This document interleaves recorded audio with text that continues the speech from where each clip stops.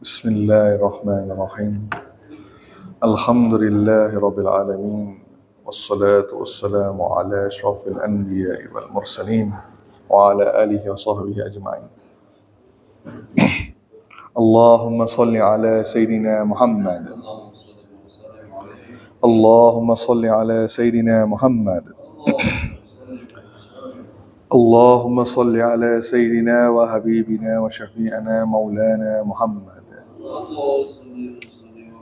Tibbil qulubi wa dawaiha wa afiyati abdani wa shifaiha wa nuril absari wa dhiyaiha wa ala alihi wa sahbihi wa barik wa sallim.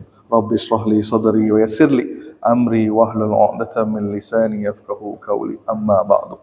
Assalamualaikum warahmatullahi wabarakatuh. Apa kabar jemaah Masjid Fastabiqul Khairat? Sehat? Mudah-mudahan terus sehat melakukan ketaatan kepada Allah Subhanahu wa taala. Baik, kita lanjutkan kitab Adabul Mufrad karangan Imam Bukhari. Minggu yang kemarin kita dah bahaskan tentang bahas tentang apa? Lupa dah? Sampai mana kita? Bab tentang menjenguk orang yang sakit, betul? Betul? Udah selesai? Udah kan? Bab menjenguk orang yang sakit sampai 246, kan? 246 dah selesai dah bab tentang adab menjenguk orang yang sakit. Dan terus kita ke 271, bab 271, bab tentang malu. Apa dia? Malu. Baik, bab tentang malu 271. Tinggal satu lagi bab tentang doa penutup. Jadi 2 minggu yang terakhir nanti kita selesaikan bab tentang doa. Kemudian bulan depan dengan izin Allah kita sambung kitab yang baru tentang akhir zaman, insya-Allah. Baik. 271 bab tentang malu, hadis nombor 597. Ahmad bin Yunus menyampaikan kepada kami, ia berkata, Zuhair menyampaikan kepada kami, ia berkata, Mansur menyampaikan kepada kami dari Rib'i bin Hirashi, ia berkata, Abu Mas'ud Uqbah menyampaikan kepada kami, ia berkata, sesungguhnya di antara kalam nabawi yang telah diketahui oleh manusia zaman jahiliyah adalah yakni iza lam tastahi fasna ma syi'ata. Jika engkau tidak malu, maka berbuatlah sesukamu, sesuka hatimu. Nah, apa dia? Jika engkau tidak merasa malu, ni hadis Nabi SAW. Jika engkau tidak malu, maka berbuatlah sesuka hatimu. Hadis sahih yang mana awal hadisnya al-haya'u minal iman. Apa dia? Jadi dalam bahasa Arab malu itu disebut al-haya. Haya. Al-haya'u minal iman. Malu itu adalah dari apa? Dari sebahagian dari iman. Malu itu adalah dari iman. Baik, apa maksud pengertian malu sekarang ni? Kenapa malu termasuk dalam iman? Bukankah malu itu kita anggap suatu kelemahan? Betul? Betul? Baik, yang mana malunya? Baik, senang kita nak faham tentang malu. Sekarang begini. Baik, bagaimana malu itu dikatakan sebahagian daripada iman ataupun termasuk dalam iman jika, contoh sekarang. Contoh, ada orang yang melihat anda melakukan kesalahan. Ataupun ada orang menegur anda, menasihati anda. Baik, bila orang itu menegur anda, Pak Haji, begini sebenarnya. Kalau anda itu berkata, Alhamdulillah, terima kasih kerana sudi menasihati saya tentang kesalahan, kelemahan saya. Nah, bila anda berkata begitu, maksudnya apa? Anda malu dengan perbuatan kesalahan yang lakukan, dan anda berterima kasih kepada orang yang menunjukkan kesalahan tadi itu, kan? Maka itu adalah malu yang termasuk dalam bahagian iman. Maksudnya anda bersyukur ada orang tegur, kan? Tapi ketika ada orang menasihati anda, malah anda tidak berterima kasih, apalagi anda buat? Marah, balas, tidak terima, malah ditunjukkan lagi perbuatan dia yang lain, kan? Seolah-olah anda mencari kesalahan dia pula. Itu berarti anda tidak malu. Anda tidak malu. Boleh faham sekarang artian sekarang nih dalam syariat? Apa maksud malu dalam syariat itu? Maksudnya apa? Ketika orang menegur kita lakukan kesalahan. Faham dong? Ketika kita ditegur, maksudnya Allah menyuruh dia menegur. Ketika kita merasa kita buat kesalahan, langsung kita pun kata alhamdulillah, terima kasih ya Allah, kan? Terima kasih pada orang ini ya Allah kerana menegur kesalahan aku. Dan anda merasa malu dengan kesalahan yang dilakukan dan terusnya memperbaiki diri. Ini malu yang benar. Tapi ketika anda masih melawan, boleh tahu melawan, tidak terima, betul? Orang tegur sikit langsung mengajuk, Pak Haji bacaannya salah Al-Fatihah. Esok-esok tak jadi imam lagi dah, tak datang ke masjid tu lagi dah. Merasa diri dia merasa dia dah benar walaupun dah salah, memang salah. Nah, ini orang yang tidak malu.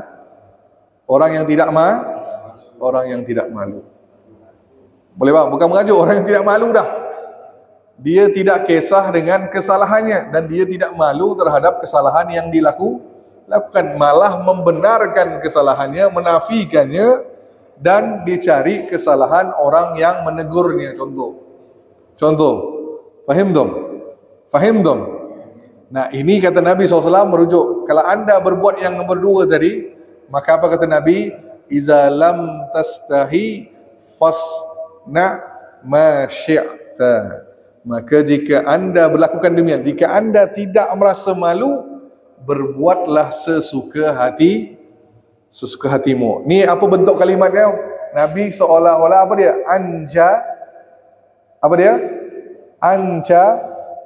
Ancaman dari Nabi SAW. Kalimat berbuat sesuka hatimu.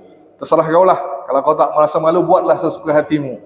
Seolah-olah ini kalimat ancaman. Dalam Quran pun ada seperti itu. Anda boleh merujuk, kalau tak salah saya, surah Al-Fussilat. Surah ke-41. Betul? Al-Fussilat 41. Betul?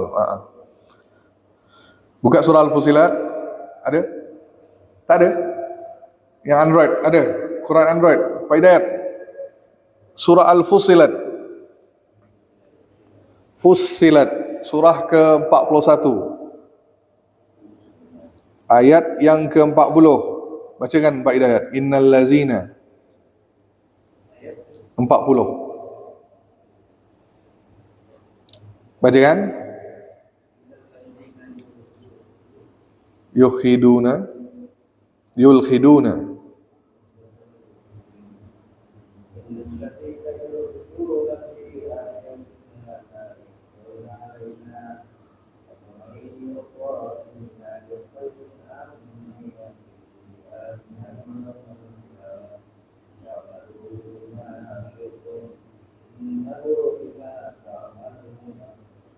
Okey, bacakan terjemahannya. Sesungguhnya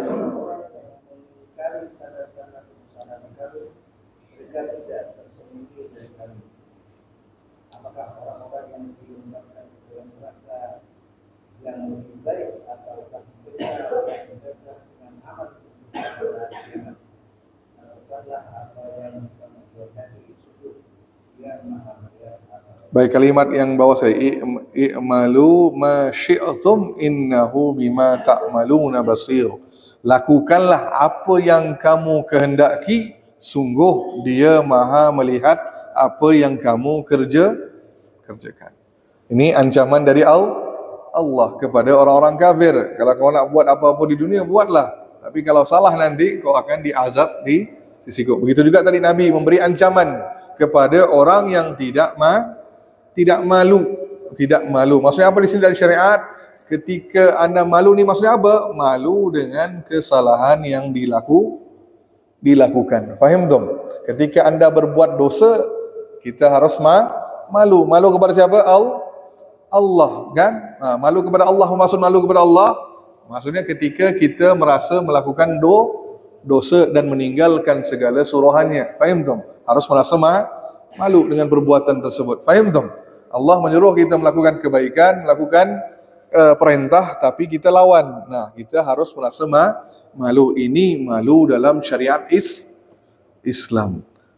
Baik, maksudnya apa? Malu. Contoh yang kait dengan syariat. Kalau malu ini macam mana? Malu nak mengaji, malu nak baca Quran, malu nak datang majlis ilmu. Kalau malu begini, malu apa ni? Adakah malu yang baik ataupun tidak? Nabi sebut semua malu itu mendatangkan kebaikan. Semua jenis malu itu mendatangkan kebaikan. Tapi ada malu yang tercela seperti tadi itu, malu untuk menuntut ilmu. Itu salah. Kenapa salah? Itu bukannya suatu perkara yang sifat yang baik, tapi itu adalah menunjukkan kelemahan dia. Kelemahan dia, bukannya sifat yang baik. Malu, saya malu nak nuntut ilmu ni, dah usia tua ni. Nah, anda harus rasa malu apa? Malu sebab orang lain boleh menuntut ilmu, anda tidak berilmu, maka harus malu tidak menuntut ilmu. Tapi terbalik, malu untuk menuntut ilmu. Hati-hati, ni malu yang tercela. Maka di sini hadis Nabi SAW, apa kata tadi daripada sahabat, katakan sesungguhnya kalam nabawi, maksudnya apa? Malu itu udah ada pada zaman-zaman terdahulu udah ada dah. Nabi bawakan, semua Nabi dan Rasul membawakan sifat malu agar dia taat kepada Allah Subhanahu Wa Taala. Fahim dom? Baik, selanjutnya 598. Kita teruskan daripada Abu Hurairah, Nabi SAW bersabda, iman itu ada 60 atau 70 sekian cabang, dan yang paling utama cabang daripada iman adalah kalimat la ilaha illallah, dan yang paling rendah cabangnya dalam iman adalah menyingkirkan gangguan dari jalan. Menyingkirkan apa? Menyingkirkan gangguan dari jalan. Terus yang terakhir Nabi sebut wal haya'u syu'batun minal iman, dan perasaan malu juga termasuk dari salah satu cabang dari iman. Baik, maksudnya cabangnya, pecahan-pecahan dalam iman itu ada banyak. Ada 60 ataupun 70 kata Nabi.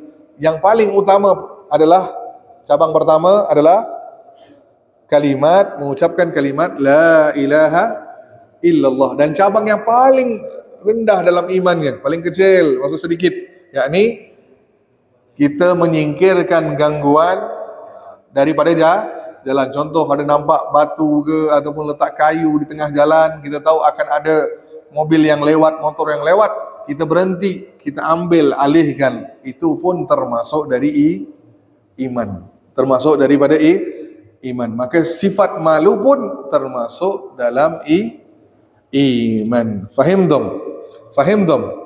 Terusnya kita lanjutkan. Apa kaitan dengan Rasulullah sifat malu? 599. Okay, disebutkan daripada Anas, ia berkata, aku mendengar Abu Said berkata, Nabi adalah orang yang sangat pemalu. Rasulullah adalah sangat pemalu. Di sini bukan kelemahan ataupun kekurangan diri. Faham dong? Maksudnya apa? Nabi adalah orang yang paling menjaga, maksudnya pemalu, lebih pemalu daripada seorang gadis yang berada dalam pingitan. Apa pingitan?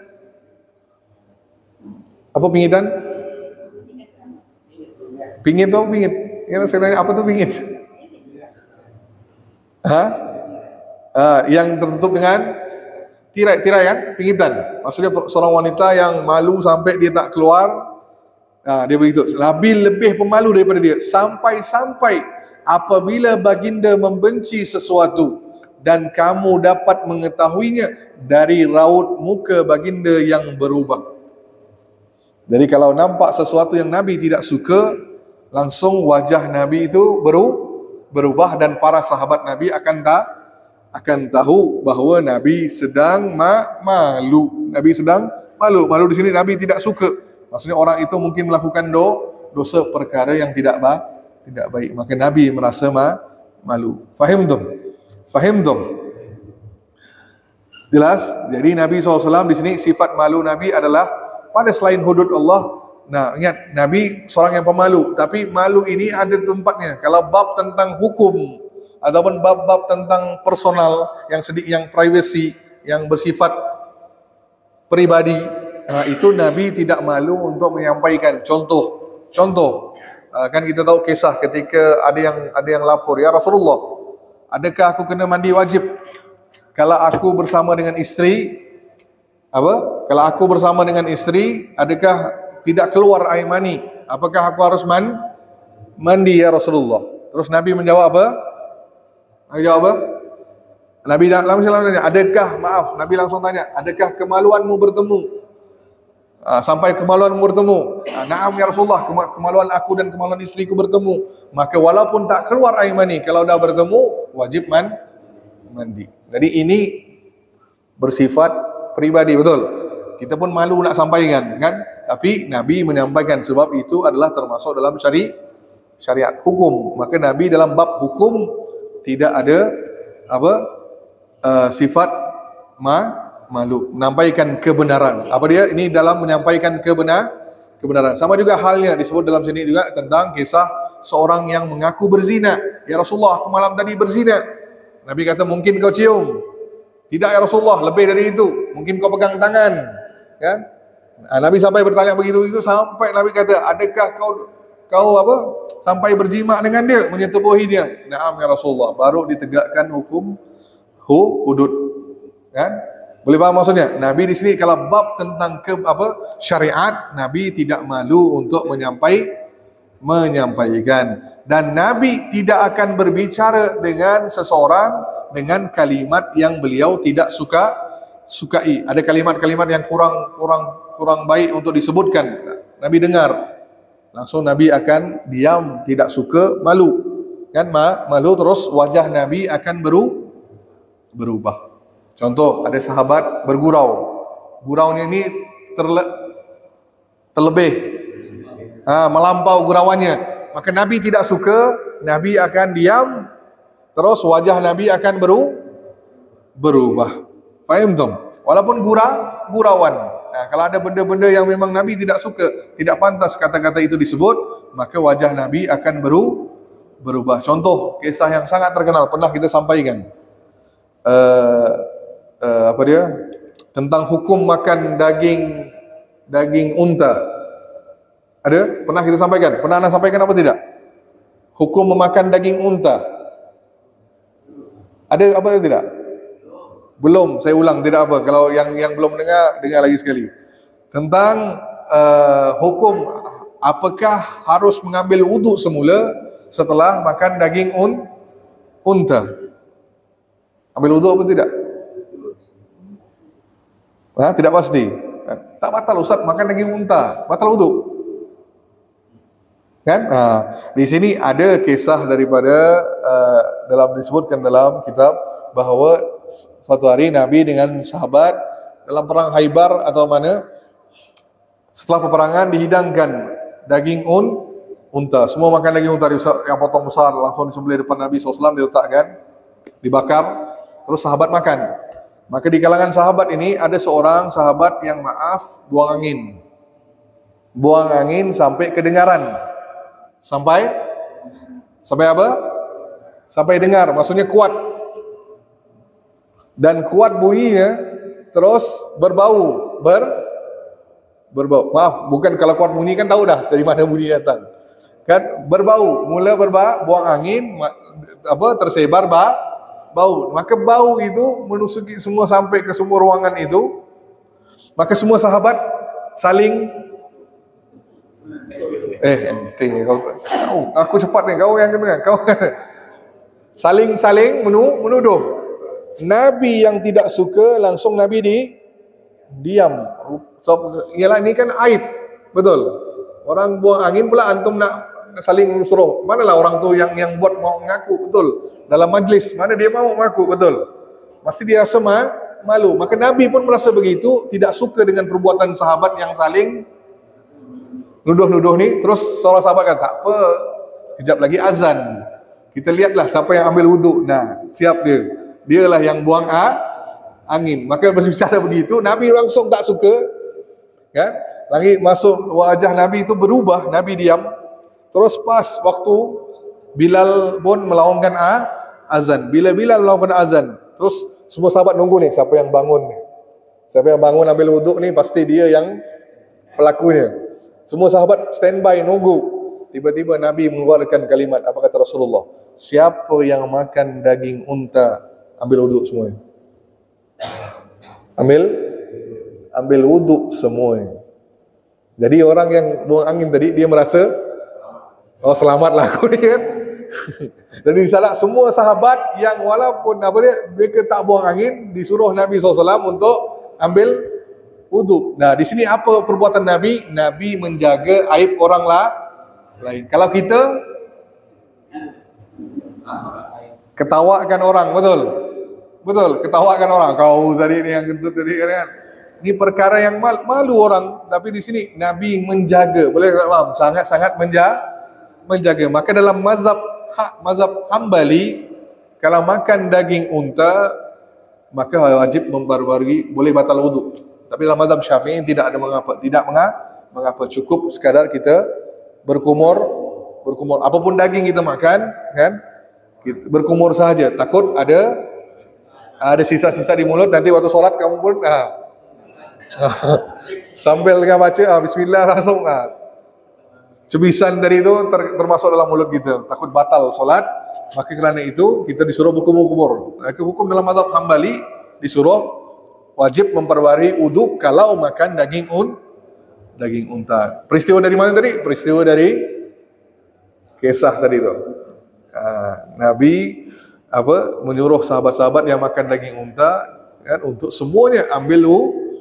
Maka orang yang kentut tadi tidak tahu, tiada yang siapa yang tahu. Maka di sini menunjukkan bahawa Nabi seorang yang sangat pemalu. Fahim dong?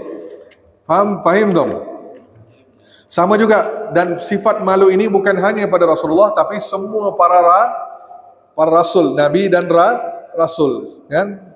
Kalau ada yang sangat terkenal, Nabi Musa alaihissalam. Nabi Musa ini seorang yang sangat pemalu. Pemalu nak macam mana? Baginda tidak berani buka baju menampakkan badannya kepada Bani Israel. Sangat begitu malu. Orang yang sangat pemalu. Dan orang Bani Israel, orang Yahudi ini ada kebiasaan. Apa dia kebiasaan? Disebut dalam kitab Imam Ibn Katsir, dalam Sahih Bukhari pun ada kisah ni. Orang Bani Israel, orang Yahudi ni suka mandi telanjang dengan teman-teman, laki-laki dengan laki-laki, perempuan dengan perempuan. Jadi orang Yahudi punya suatu kebiasaan di zaman Nabi Musa mandi telanjang. Jadi bapak-bapak semua masjid Al-Fastabirullah Herat kan, ambil satu kolam, semua mandi telanjang. Nabi Musa seorang yang sangat pemalu, dan Nabi Musa tidak pernah mandi bersama dengan Bani Israel.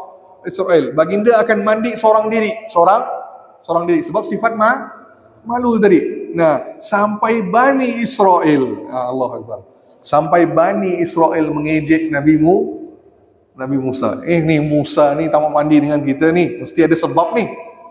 Mesti badannya ni kusta banyak ni, kulitnya banyak kusta, atau ada penyakit kulit, badannya jelek, malah maaf disebut dalam riwayat Bukhari, sampai mereka menuduh maaf ni, malu tersebut. Masalah kemaluan Nabi Musa, maluannya kecil kali ni, malu nak. Maaf ni, betul begitu, sampai begitu dituduh seorang Nabi. Boleh bayangkan umat yang begitu menuduh Nabi. Maka Allah nunjukkan, kan ngejek ni. Maka suatu hari Nabi Musa tengah mandi seorang diri. Jadi Allah dengan izin Allah, satu batu yang Nabi Musa letakkan bajunya di atas sebuah batu, kan? Batu yang besar, Nabi bukakan gamisnya, letakkan di situ Nabi Musa, terus mandi. Batu itu bergerak. Batu itu bergerak, lari. Maka Nabi Musa pun mengejar, keluar dari kolam itu mengejar bajunya. Maka berkejar masuk dalam kota, Nabi Musa pun mengejar, tidak terfikir auratnya terbuka. Kan? Maksudnya auratnya dah terbuka semuanya, tapi tidak mengejar baju karena fikirannya mengejar baju, tidak ingat yang lain. Maka mereka batu itu lari ke arah mana tadi? Melewati orang-orang yang menuduh Nabi Musa dari Bani Israel, yang menuduh penyakit lah, kemaluannya beginilah kan. Langsung batu itu melewatinya, kan? Maka Nabi Musa lari, dia pun semua sahabat lihat, semua Bani Israel melihat, ya Allah, Musa ini bagus badan rupanya. Selama ini kita tidak tahu. Nah, di sini menunjukkan apa? Bani Israel memang orang yang Allah Rabbi. Nabinya pun tidak dilepas. Faham dong? Nabinya pun tidak dilepas. Di sini menunjukkan bahawa apa? Nabi semua dan Rasul semuanya adalah mempunyai sifat malu. Sifat malu. Faham dong? Faham dong? Lanjutkan, kita selesaikan dulu baru pertanyaannya. Baik. Tidak panjang, tidak banyak nih.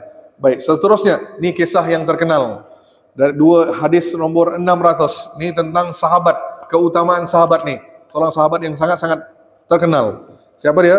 Hadis nomor 600, bahawa Sa'id bin Al-Ash mengabarkan kepadanya bahawa Utsman dan Aisyah pernah menyampaikan hadis kepadanya bahawa Abu Bakar pernah minta izin bertemu Rasulullah yang saat itu sedang berbaring di tempat tidur Aisyah dengan mengenakan sebuah pakaian dari bulu yang dibalutkan ke tubuh milik Aisyah.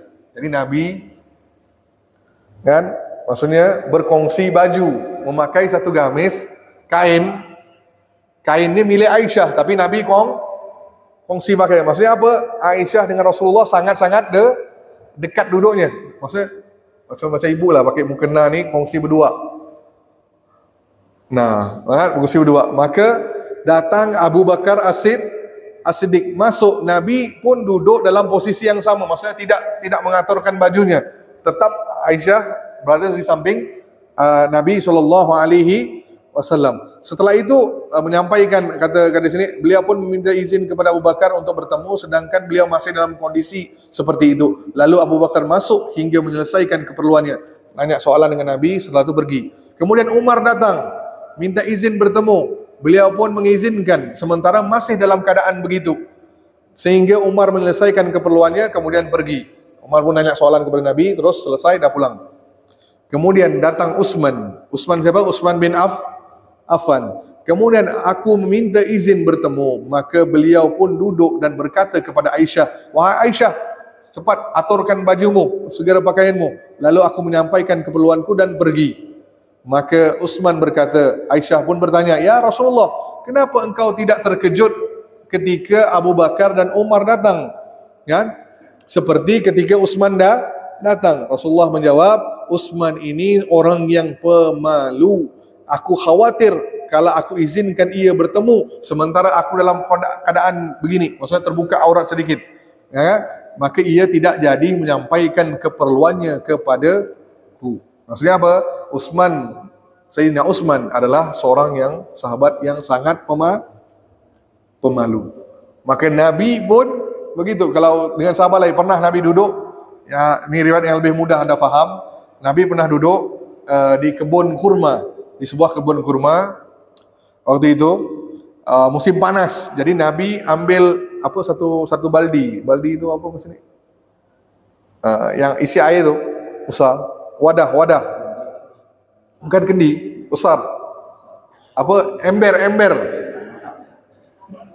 Ember yang besar berisi air dingin. Jadi Nabi itu langsung angkatkan sarungnya, jubahnya sampai ke paha, masukkan kaki ke dalam air. Maksudnya tersingkap aurat Nabi sampai ke paha. Nah, Terus datang Abu Bakar minta izin berjumpa dengan Nabi, diizinkan oleh Rasulullah. Terus melihat Nabi duduk begitu pun Abu Bakar pun duduk begitu, diangkat kain pun duduk, masukkan kaki dalam ember. Nah, ini sunnah yang kita dah lupakan. Apa dia? Nabi SAW di musim panas, baginda suka memasukkan kaki ke dalam air yang dingin. Sama juga begitu, kalau musim sejuk, air yang hangat. Nah, ini satu sunnah yang boleh anda amalkan. Jadi Nabi pun masukkan kaki, Abu Bakar pun ikut. Terus Umar datang pun sama, buat yang sama.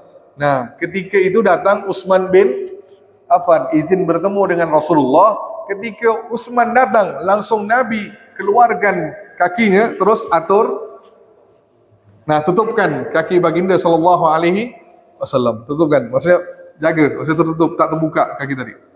Jadi Abu Bakar dan Umar merasa hairan. Terus Utsman pun pergi, ya Rasulullah, tadi kami datang engkau tidak atur pun bajumu, tetap auratmu nampak kan, terbuka kakimu kami nampak. Tapi kenapa dengan Utsman? Nabi kata apa? Bagaimana aku tidak merasa malu, sedangkan malaikat pun malu kepada Sayyidina Utsman.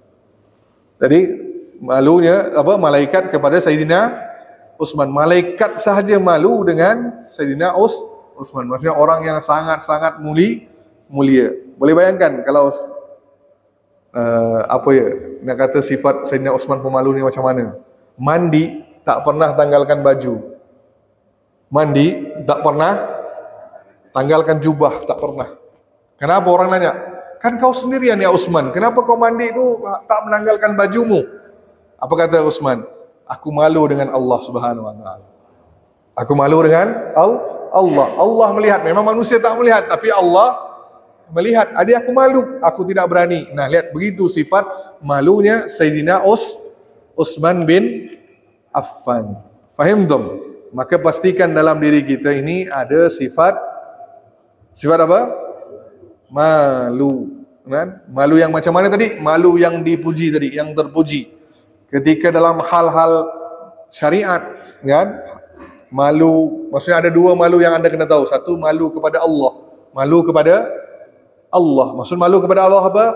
Melakukan segala suruhannya dan meninggalkan larangannya. Dan juga meninggalkan maksiat. Kalau anda berbuat maksiat, berbuat dosa, anda harus malu kepada Allah. Terus malu sesama manusia.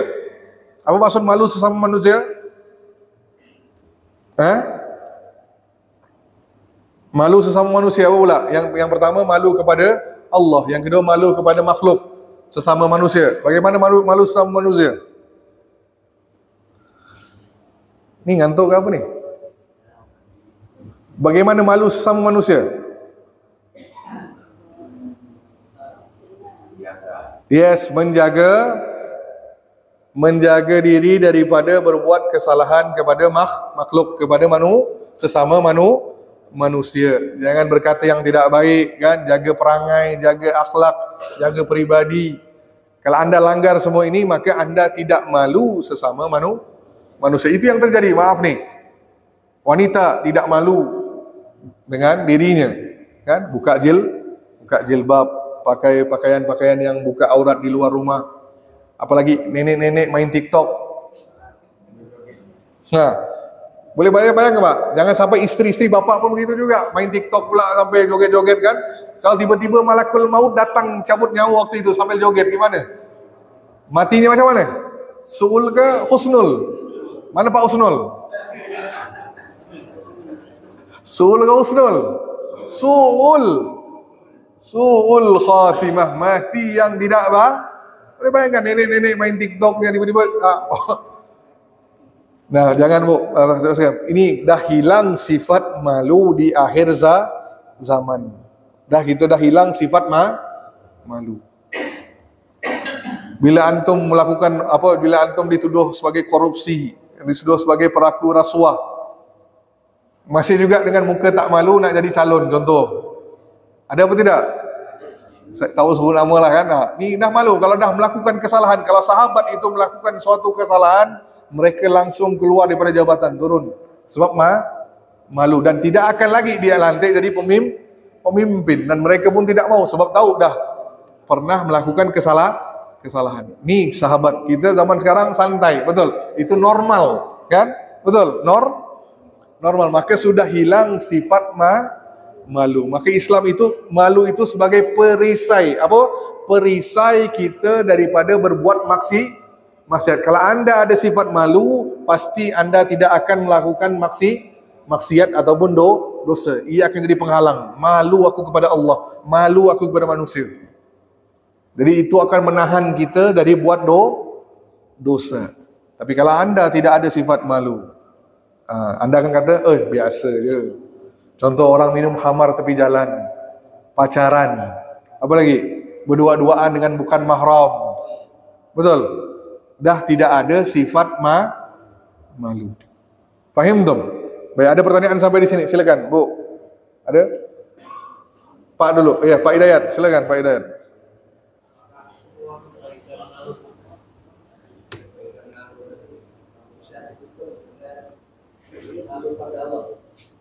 Semua kebaikan.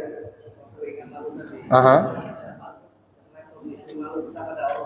Dia termasuk, maksudnya semua itu menyambung ke sana. Menyambung ke malu kepada Allah. Kalau anda malu kepada Allah, anda akan tertahan daripada melakukan larangan Allah. Anda akan taat pada perintah Allah. Di sini maksudnya semua anda akan jaga. Hubungan sama manusia pun anda akan jaga. Semuanya akan otomatis. Bila dah malu kepada Allah, pasti semuanya terjaga. Seperti Utsman tadi kan, hal mandi pun begitu sekalian. Tidak ada orang yang lihat, walhal boleh buka baju, contoh kan. Nah, sama juga kalau kita bersendirian. Sendirian itu akan mendorong kita melakukan dosa. Tapi di sini Utsman kata apa? Allah Maha melihat. Jadi anda pun sifat itu, Allah melihatku, kan, dalam apapun keadaan. Pasti malu untuk melakukan sebarang dosa. Gitu Pak. Memang menyambung ke sana. Itu dah cukup. Kalau anda malu kepada Allah, jaga tu, pasti otomatis yang lain dah otomatis terjaga. Nah, sip, lanjut Pak.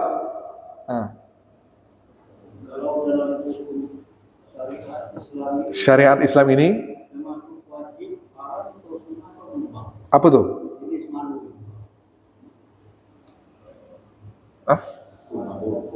Hukum malu.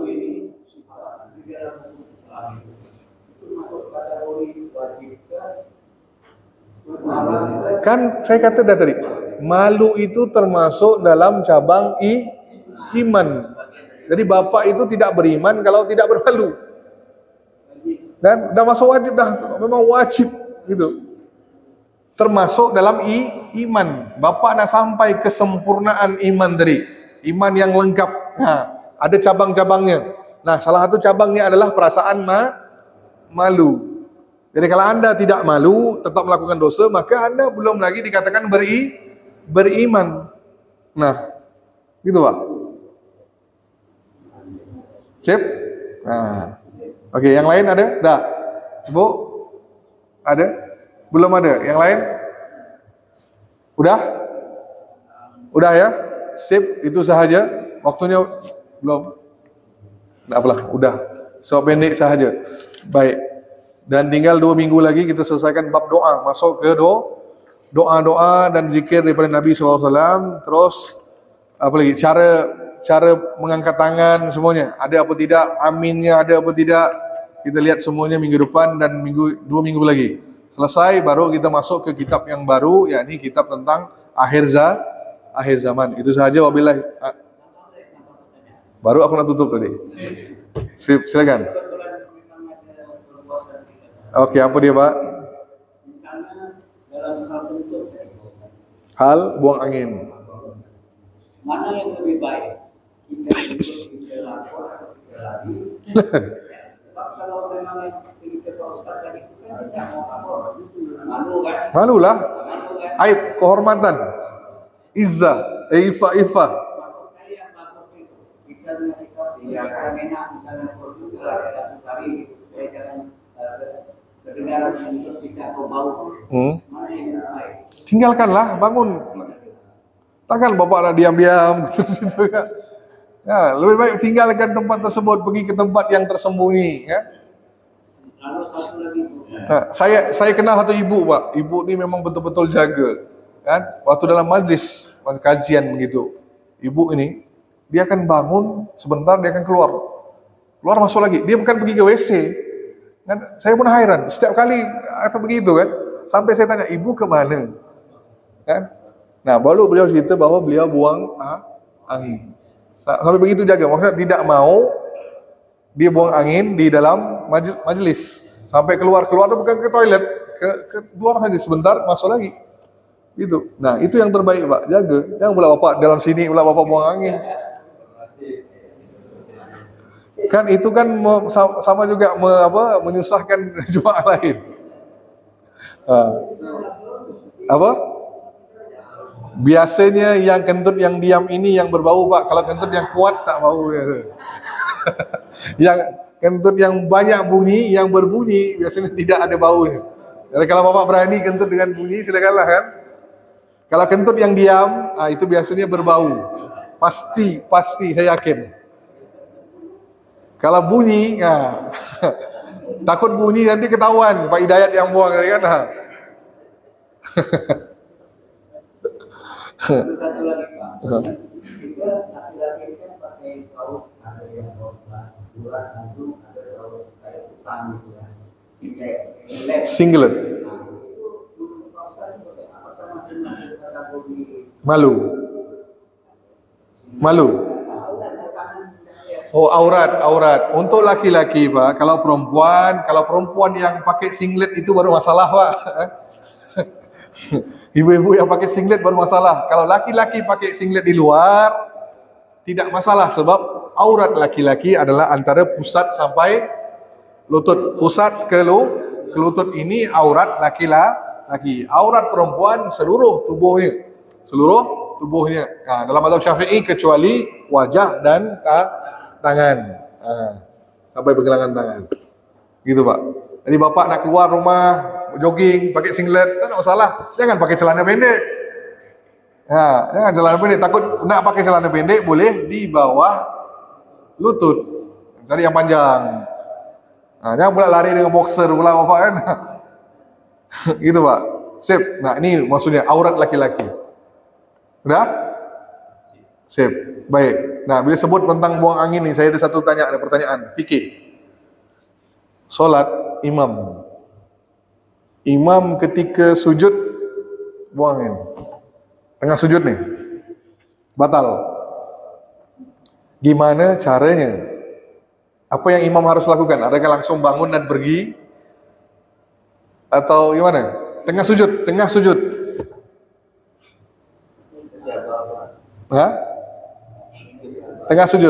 Gimana? Kasih aba-aba tu macam mana aba-abanya? Aku kentut gitu. Langsung keluar. Kesian jemaahnya tak bangun-bangun.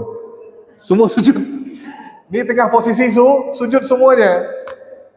Boleh paham maksudnya? Tengah sujud, bukan duduk tahiyat. Kalau duduk tahiyat kan nampak imam bangun, dah ada yang gantikan.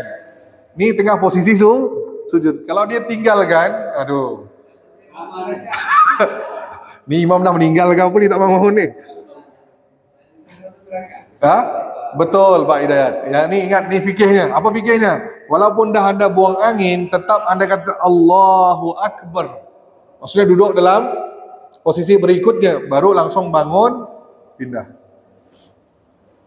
Begitu caranya. Jangan pula tengah sujud langsung bangun pergi. Tak ada kabar berita, langsung lama pula yang lain jemaah nunggu ni. Bila orang nak bangun ni? Tengok-tengok dah lari pula imam ni. Nah, gitu jangan. Maksudnya bangun Allahu Akbar, duduk dalam posisi berikutnya. Maksudnya duduk di antara dua sujud ataupun tahiyat tadi, baru langsung bangun dan pergi. Baru mengganti ni maju ke depan. Mana boleh baca selain itu, kan bacaan bukan bacaan solat, Pak. Terus astagfirullah. Mana tahu dia astagfirullah ni apa kan? Nah, mana jemaah tahu kalau kita melakukan kesalahan, kita cuma kata subhanallah, kita menegur. Kita menegur imam subhanallah, tapi imam tidak akan melakukan perkataan itu astagfirullah. Astagfirullah tak cukup untuk beri kefahaman. Boleh paham, Pak? Jadi jemaah tak ngerti astagfirullah ni untuk apa? Lihat ular ke?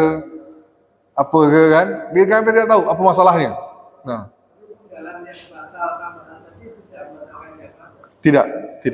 Tidak membatalkan jemaah. Tidak. Yang imam sahaja. Ataupun kita pakai bahasa Apa? Kentut saya Pak. Saya batal. Imam kan tak mungkin kita ajak bicara bahasa. Iya. Soalnya kan mungkin mengatakan saya batal. Nah, tak, ada jemaah yang mengerti, ada jemaah yang tak mengerti. Takut saya batal, aduh ya imam ni kan langsung dia membatalkan ni macam mana? Nah, jadi ada yang kalau macam bapak kan faham, kan? Tak batalkan, oh dah batal tak apa. Jadi takut yang lain yang tidak ada ilmunya langsung dia pun batalkan solat macam mana? Kan rugi jadinya. Dah masuk rakaat ketiga dah, ulang lagi dari awal. Nah, sila-sila pula kan. Gitu. Nah, agak hati-hati ni fikihnya. Baik itu sahaja. Jumpa lagi minggu depan. Wabillahi taufiq wal hidayah. Assalamualaikum warahmatullahi wabarakatuh.